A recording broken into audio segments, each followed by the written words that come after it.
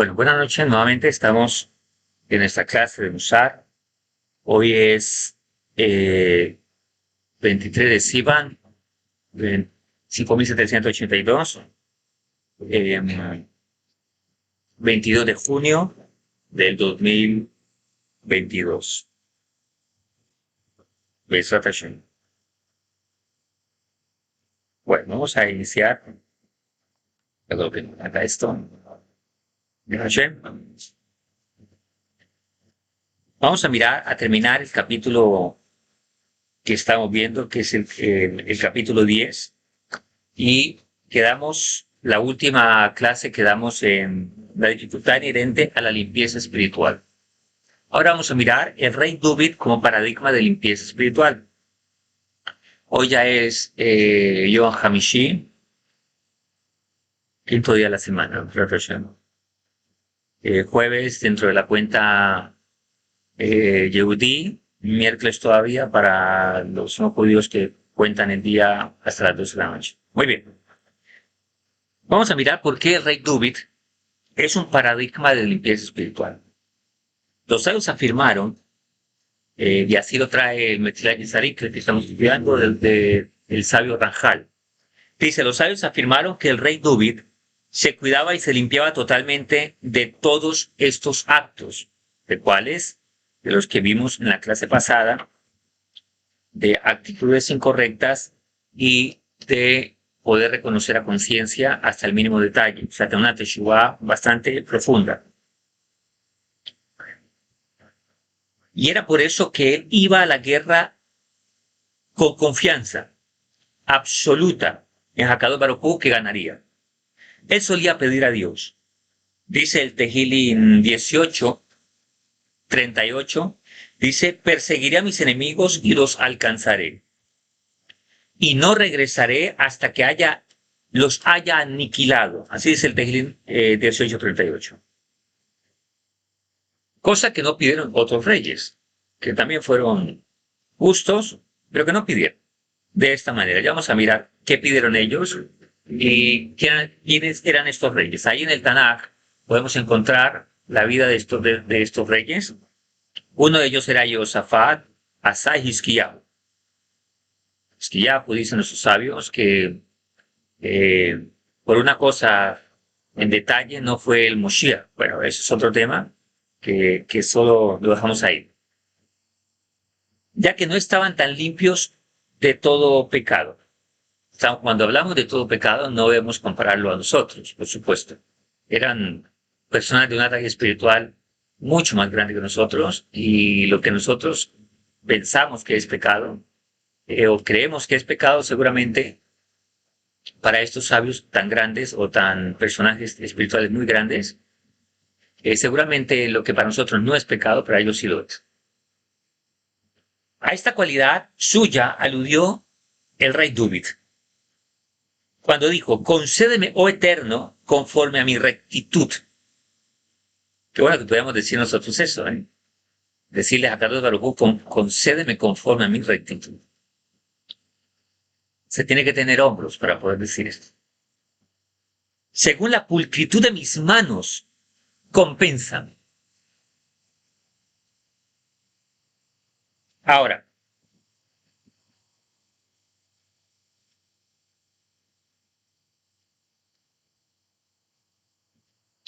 los reyes que acabamos de hablar, Josafat, Asa y Hizkiyahu, tuvieron pedidos de diferente manera. El rey David dijo, perseguiré a mis enemigos y los alcanzaré, y no regresaré hasta que los haya aniquilado. Así dice el Tehillim 18:38. Hakadosh Baruj Hu dice el Midrash nos hace alusión y nos cuenta entre letras esos parte privada de lo que era la relación de Dios con los tzadikim o con los reyes o con los profetas o con nuestro pueblo. Y Hakadosh Baruj Hu le dijo, yo haré eso por ti. Asa, el rey Asa, se levantó y dijo, yo no tengo la fuerza para matar a mis enemigos. Solamente los perseguiré y tú harás el resto. Y Hakadosh Baruj Hu le respondió, yo haré eso. Y Josafat se levantó y dijo a Dios, yo no tengo fuerza ni para matarlos ni para perseguirlos. Yo solamente te cantaré un canto de alabanza y tú harás el resto. Y Hakadosh Baruj Hu le respondió, yo haré eso. Hizkiyahu se levantó y dijo, yo no tengo fuerza ni para matarlos, ni para perseguirlos, ni siquiera para entonar un canto.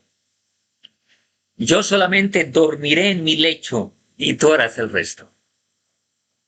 ¿Y qué le dijo a Hakadosh Baruj Hu? Yo lo haré. Los que han leído un poquito el Tanaj ahí en la historia de el Shmuel, de Melahim, encontrarán que cuando rodearon la ciudad de Jerusalén y estaba Hizkiyahu en ese momento, había más o menos como 1 millón de soldados, según explican algunos Mefarshim. ¿Y qué hizo el rey Hizkiyahu? Puso su espada, clavó la espada en la puerta y dijo, a estudiar Torah todo el mundo, estudió Torah y se fue a acostar. Al otro día, COVID-19 para todos los soldados, todos estaban muertos y Hakadosh Baruj Hu dio una gran victoria sin mover una espada. Eso nos enseña mucho también es un ejemplo a lo que es la fe en Hakadosh Baruj Hu. Por eso estos personajes eran muy grandes espiritualmente.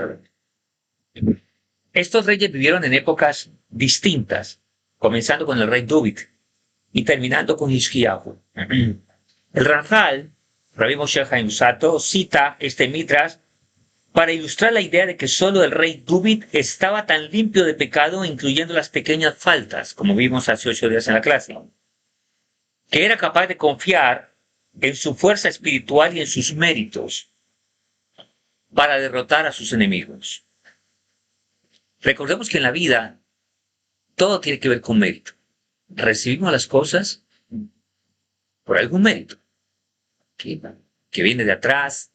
Los sabios dicen que nadie tiene nada que no le pertenezca y nadie tiene nada que no lo merezca también, de una u otra manera. Ahora, en nuestra conciencia decimos, bueno, yo no merezco nada, pero realmente si le llegó a esa persona algo, es porque Hakadosh Baruj Hu de alguna u otra manera se lo había asignado y le pertenece a su alma, así explican nuestros salmos.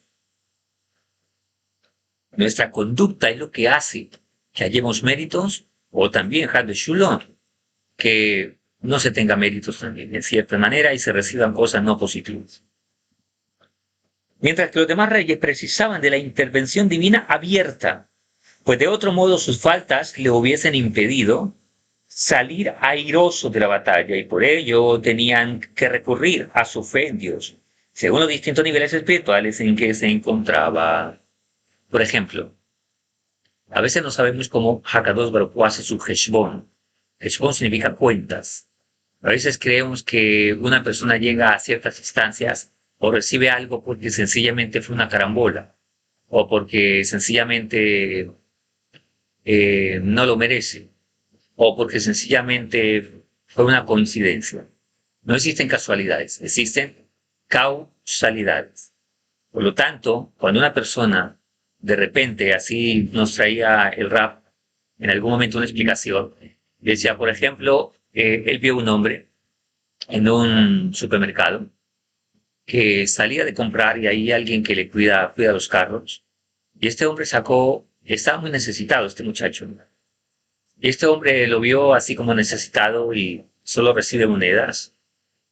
Y sacó $100 y le dio. Entonces él iba a entregar el cambio y le dijo, no, quédate con todo. Es para ti esos $100. Seguramente lo alegró mucho al joven. Seguramente le causó alegrías y le dio algo de más. Ahora, supongamos que este hombre después va a pecar, asunto de inmoralidad, qué sé yo, otra cosa. Entonces decimos que por ese pecado que comete, pues merece el castigo, pero también hace cosas buenas. Y Dios hace esos balances y no sé cómo los hace. Y por eso es que hay personas que a veces decimos, pero ¿por qué? Si este hombre es borrachoso, si este hombre hace eso, hace lo otro. pero parece que en otras circunstancias le va bien. ¿Por qué? Porque Dios hace sus cuentas y todo lo paga, dicen sus sabios. Por eso dice que el rasha, el malvado, en este mundo, que haga cosas, obra de caridad o cosas buenas, todo se lo pagará en este mundo para que no tenga mundo venidero. Todo el mundo tiene algo que recibe de alguna razón. Pero nuestra conducta es lo que hace que en el cielo se pueda ver cambios en cuanto a traer bendición o Haru Shalom, otras cosas que no sean correctas. Ahora,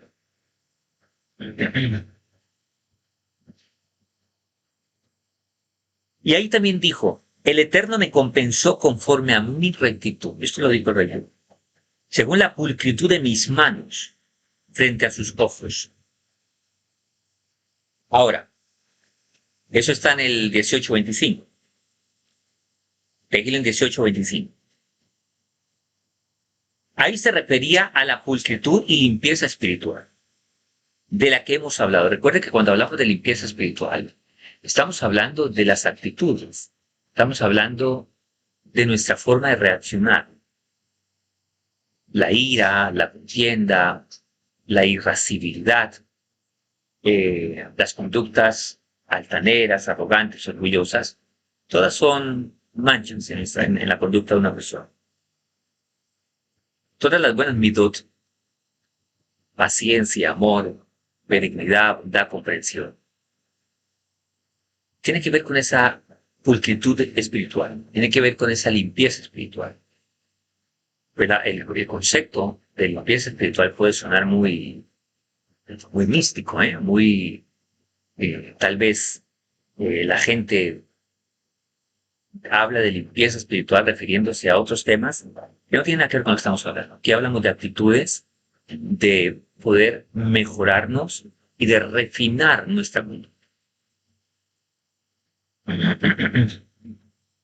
Después vuelve a decir, pues confiando en ti correré contra las tropas enemigas. Y esto es en el 18:30. El versículo completo es, pues confiando en ti correré contra las tropas enemigas y con mi Dios saltaré los muros. Y también perseguiré a mis enemigos y los alcanzaré. El rey David tenía una gran confianza en lo que hacía, en su conducta. Dicen los sabios, hay una historia en el Talmud acerca de una serpiente y un sabio, para enseñar, dar una enseñanza a los alumnos, a los estudiantes, va y toma la serpiente y esta lo pica y muere la serpiente. No muere el sabio, sino la serpiente. No recuerdo ahora el nombre del sabio. Y él toma la serpiente y le dice, no es la serpiente la que mata, sino el pecado el que mata. De ahí aprendemos que es el pecado el que afecta a todas las personas, nos puede afectar. No son las conductas incorrectas. El pecado. Pecado es errar en la vida a través de actitudes no correctas, a través de algo que posiblemente a veces ignoramos. Y es lo que comienza con un anhelo incorrecto, un deseo incorrecto, una imaginación incorrecta. Así se forman las actitudes no correctas. El mismo rey David dijo, y él mismo también dijo al respecto, ¿quién ascenderá a la montaña del Eterno? ¿Y quién se levantará en lugar de su santidad? El que tenga las manos limpias y el corazón pulcro. Las manos tienen que ver con acciones y el corazón pulcro tiene que ver con mis pensamientos. Los problemas están en los pensamientos incorrectos que se pueden llegar a tener. Por ejemplo, como pensar no bien de la gente. Pensar, adelantarse en la imaginación, a pensar incorrectamente frente a alguien, frente a algunas circunstancias. Eso conlleva a una acción que es la Lashon Hara, por ejemplo. Y eso conlleva también a reaccionar de una manera equivocada. Y eso, por supuesto, es contraproducente en las acciones.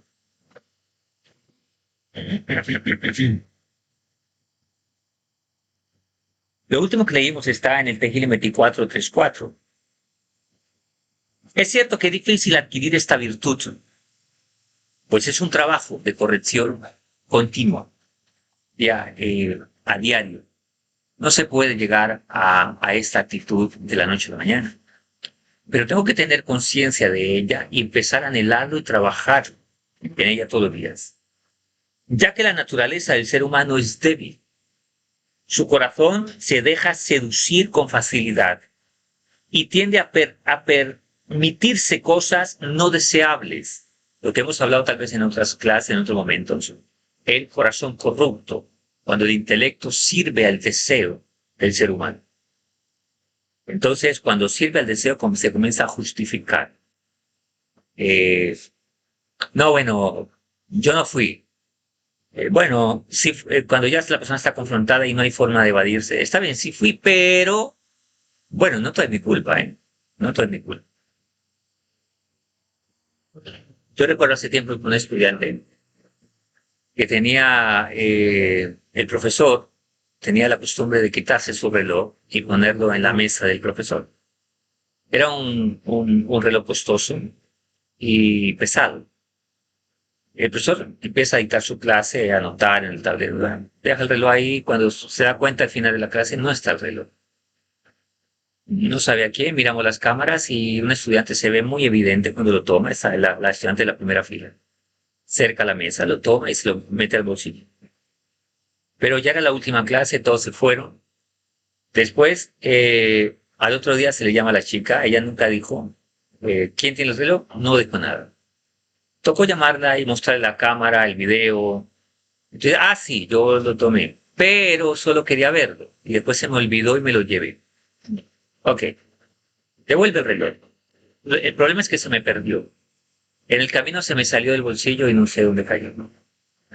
Eso que hiciste se llama robo. No, no, solo quería cogerlo y llevármelo, nada más. El ser humano comienza a justificar. ¿Por qué? Porque su intelecto ya no es libre. Está sujeto a los deseos y las intenciones del instinto. Y así comienza a justificarse. Por eso, a veces no se logra una pulcritud espiritual o no se logra una teshuvah completa. Porque siempre hay una justificación. ¿Para qué? Para defender el acto que en última ya hice y en última fue la consecuencia de los deseos. Por eso la vida es más racional que instintiva. Esa es la diferencia que tenemos con los animales. Los animales son instintivos, nosotros somos racionales. El problema es que muchas veces no nos comportamos racionalmente. Nos comportamos como niños caprichosos, llevados por el instinto. Deseo esto y no se razona. Esa digamos, la fuente de las peleas de las parejas, de las personas, etcétera, etcétera. Porque no se es razonable en lo que se quiere hacer. No se busca comprender, utilizar mi intelecto para entender el mundo en el que vivo, la persona que está frente a mí, el contexto de vida. Es cuando no se utiliza el intelecto para poder razonar y pedirle a Kadosh Baruj Hu que nos dé sabiduría, que nos dé entendimiento, que nos dé comprensión. Y eso se hace a través de la capacidad intelectual que Hashem nos dio. Un ignorante, un imbécil, no puede servir, no puede entender esta clase de cosas. ¿Por qué? Porque precisamente es un imbécil. De hecho, para estudiar la Torah se necesita capacidad intelectual. Nadie llega a niveles supremamente altos siendo primero un ignorante. Pero la ignorancia se quita leyendo, estudiando. Pero cuando una persona es imbécil, eso ya es un problema que no tiene que ver con ser ignorante. Tiene que tener con la incapacidad de comprender. Ahora, muchos tienen este problema de una manera neuropsicológica, eso ya es otro caso, pero a veces es una actitud tan arraigada en las personas por ser tan emotivas, tan emocionalistas, y esto hace que no llegue a comprender nunca el mundo que está a su alrededor. ¿Por qué? Porque quiere que siempre le comprendan, porque creció con mucho capricho, tiene una mente muy infantil todavía, y no maduró mentalmente hablando. Yo he distinguido a algunos personajes, hombres de 40 a 50 años, y no maduraron mentalmente hablando. Ahora explicaremos los detalles de esta virtud, que siguen después para el próximo capítulo, que es el capítulo número 11. Con eso terminamos. El capítulo 10, ahora sí definitivamente, y los detalles de la virtud que acabamos de explicar acerca de la limpieza espiritual, lo haremos en las próximas clases de Shraha. ¿Ok? Hasta aquí entonces va nuestra clase. Esforcemos cada día en tomar conciencia de nuestros actos. La conciencia de nuestros actos. No hablemos de algo tan evidente. La gente, cuando hablamos de pecado, lo llamémosle errar en la vida, es lo mismo, solo que le cambiamos de nombre. Errar, equivocarse, pecar, es la misma cosa. La gente piensa que hablamos solo de matar y robar. Alguien dijo, no, yo no soy pecado porque yo no he matado ni robo a nadie. Pero cuando tomamos más conciencia de lo que hablamos, de la forma en que lo hablamos, de lo que hacemos, de la forma en que lo hacemos, etcétera, etcétera, de cada vez que hago algo, digo algo, hago una acción, ¿qué consecuencia voy a tener? ¿A quién voy a afectar? ¿A quién afectará esta acción? La mayoría de las parejas, muchas veces el esposo hace cosas que no se ha dado cuenta de lo que afecta al esposo. La esposa hace cosas y no se da cuenta de lo que afecta al esposo. No se dan cuenta que a los hijos los afectan. Un jefe toma decisiones y no se da cuenta que afecta a sus empleados. Entre más crezca la persona en responsabilidad en esta vida, entre más personas tenga a su cargo, más va a ser el nivel de conciencia que debe tener. Por ejemplo, no es lo mismo un muchacho soltero que de repente decide hacer algo y él vive la vida solo por su estómago y se preocupa solo por él. A un presidente de la República, por ejemplo, que una decisión que vaya a tomar, millones de personas se pueden afectar. El nivel de conciencia y responsabilidad es mucho. Un padre de familia, una pareja de esposos. La decisión que hoy tomamos es por la que vamos a vivir los próximos años. De repente, una pareja decide arreglar su vida, encarar sus problemas, sus falencias, sus deficiencias, sus problemas de conducta. El hombre decide encarar estas cosas con una buena actitud, con humildad y con temor a Dios. Y 30, 40 años más adelante va a haber el beneficio de haber corregido esas malas actitudes hace 20 años atrás. Recordemos que en una clase hablamos sobre como una pista de atletismo y tenemos 10, 12 carriles. Significa 12, un abanico de 12 posibilidades que depende de mi decisión. Voy a correr por el carril 1, 2, 3, 4, 5, 6, hasta el 12. Todos me llevarán al mismo objetivo. La diferencia es lo que voy a tener que pasar para llegar a ese punto. Todo mundo vamos a llegar al mismo punto. Y es al punto final de nuestra vida. El punto es cómo llegamos ahí.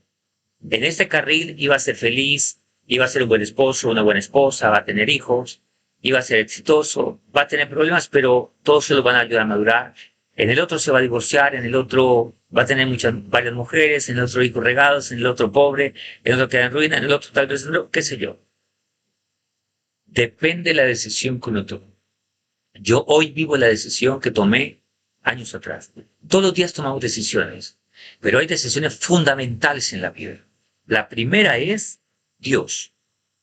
La segunda es hacer teshuvá. La tercera es encarar mi propia vida para el crecimiento espiritual. La cuarta, ¿con quién me voy a casar? La quinta, ser un buen padre. Un buen esposo, un buen padre. Perdón, un buen esposo y un buen padre. Y la séptima, todo eso es el resultado de servir a Kadosh. Así que una persona De repente hay señoras que a veces me han dicho, More, si yo hubiese sabido esto hace 10 años atrás, tal vez no me hubiera casado con ese hombre, o tal vez hubiese arreglado mi matrimonio, o tal vez no hubiese tenido la vida que tuve, porque hoy vivimos, recordemos siempre esto, todo acto que tenemos va a generar una consecuencia. Todo, toda acción que yo haga, por mínima que sea, va a generar una consecuencia. Vivimos en el mundo de la causa y el efecto. Hoy, si miran cada uno de vuestras vidas, están viviendo la consecuencia de las decisiones que tomaron atrás. Y hoy están sembrando decisiones y acciones para que las van a cosechar en los próximos días, meses o años. ¿Con quién me asocio en la vida? ¿Quiénes son mis amigos? ¿De quién decido aprender? ¿De quién decido qué idea voy a tomar en la vida? ¿Qué ideología voy a tomar en la vida? ¿Por qué voy a luchar en la vida? ¿Por qué voy a trabajar en la vida? Todo esto marca la diferencia. Así que hay que trabajar en este punto, tomar conciencia y cada día recordemos, no somos inocentes. Todo lo que nos pasa es consecuencia de algo que hicimos. Si nos pasa algo bueno, es consecuencia de algo. Y si nos pasa algo tal vez no tan bueno, pero los que tenemos fe, y los que hemos en la fe, todas las cosas que nos pasan son para bien. Podemos decir ganso de Toba, o sea, ganso de Toibo, todo es para bien. ¿Por qué? Porque todo me hace madurar, me hace ganar experiencia y me hace tomar conciencia. Pero todo lo que recibimos es por una causalidad. Exacto, chef. Hoy dudan aquí todo que lo dan hoy, que esta clase sea para la elevación de todo el gran Tzadik, Alaba Shalom, y que sea mérito para mi familia, mi futura generación, todos los que escuchan también en este día, para que nuestro pueblo en Israel, todos los que tengan refuah Shelema, todos han escuchado Be'ezrat Hashem, y que también podamos vivir y servir a Hakadosh Baruj Hu cada día con un corazón recto, un espíritu recto y un corazón puro. Vamos a parar la grabación y vamos a escuchar algunas preguntas, si las hay. Y muchas gracias por haber venido a todos y a todas.